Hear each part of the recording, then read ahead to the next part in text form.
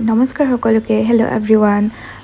মই আবিশ্ৰুতি আৰু মোৰ নতুন এটা ভিডিঅ'লৈ আপোনাক স্বাগতম জনাইছোঁ ভিডিঅ'টো প্ৰথমডোখৰ চাই অকণমান বৰ পাব আৰু আধাৰ পৰা ষ্টাৰ্ট কৰিছোঁ যিহেতু অকণমান বুজি পাবলৈ অসুবিধা হ'ব কিন্তু শেষলৈকে যদি চাই আপোনালোকে নিশ্চয় গম পাব ভিডিঅ'টো কিহৰ ওপৰত কি হয় আজি এটা খুব ধুনীয়া ঐতিহাসিক দিন বুলি মই ভাবোঁ কাৰণ তিনি সত্ৰৰ তিনিজন সত্ৰাধিকাৰ তিনিজন প্ৰভু ঈশ্বৰ একেলগতে ৰাওনা হৈছিলে আমাৰ কাষৰে গাঁও এখনলৈ গাঁৱত এক অনুষ্ঠানৰ বাবে যেহেতু আউনীআটী সত্ৰ সত্ৰাধিকাৰ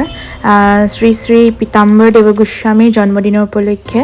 এক অনুষ্ঠান আয়োজন কৰা হৈছিলে সেইবাবে দক্ষিণপাট সত্ৰ আৰু গড়মূৰ সত্ৰৰ সত্ৰাধিকাৰ দুয়োজন তেওঁলোকতে ৰাওনা হৈছিলে সেই অনুষ্ঠানলৈ বুলি আৰু যেহেতু সেই গাঁওখন আমাৰ গাঁওখন পাৰ হৈয়ে পায় সেইবাবে আমাৰ গাঁৱৰ সকলো মানুহে সিদ্ধান্ত ল'লে যে তেওঁলোকক আমি ৰাস্তাতে উষ্ম আদৰণি জনাম যেহেতু সত্ৰাধিকাৰসকল পটককৈ নামি বা এনেকৈ দৰ্শন নকৰে আৰু আজি আমি যিহেতু সেই সুবিধাটো পাইছোঁ সেই সুবিধাটো আমি কিয়নো এৰি দিম নহয় জানো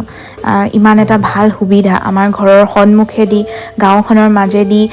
তিনিজন প্ৰভু ঈশ্বৰ একেলগতে ৰাওনা কৰিছে কেনেকুৱা এটা ধুনীয়া মুহূৰ্ত সেয়া আমি মিছ কৰিব নোৱাৰোঁ আৰু সেয়েহে চব একেলগে গোট খাই ওলাই আহি গাঁওখনৰ আজি খুব বেছি ভাল লাগিছে যিহেতু গাঁৱৰ গোটেই মানুহখিনি একলগ হৈ পেলাই ওলাই আহিছে কোনো বিভেদ নাই কোনো হিংসা নাই কোনো উশৃংখলতা নাই সকলোৱে নিজৰ নিজৰ কৰ্তব্য পালন কৰি গৈছে আৰু তেওঁলোকে আমাক আশীৰ্বাদ দিলে আশীৰ্বাদ ল'লোঁ আৰু তাৰ পাছত আশীৰ্বাদ লৈ মেলি আমিও তেওঁলোকক এটা সৰু উপহাৰ আগবঢ়ালোঁ যিহেতু আমাৰ সেয়া কৰ্তব্য তাৰ পাছতে গোটেইখিনিয়ে আশীৰ্বাদ লওঁতে একচুৱেলি বহিবলৈও জেগা নাইকিয়া গৈছিলে ইমানেই মানুহ হৈছিলে পিছে বহুত ভাল লাগিলে খুব ভাল লাগিলে এটা সুন্দৰ অনুভৱ সুন্দৰ সময় একেলগে তিনিজনক এটা সময়তে পোৱা আৰু তেওঁলোকে তাৰপিছত নিজৰ গন্তব্যস্থানলৈ ৰাওনা হ'ল বাৰু ভিডিঅ'টো আপোনালোকৰ চাই কেনেকুৱা লাগিলে জনাব আজি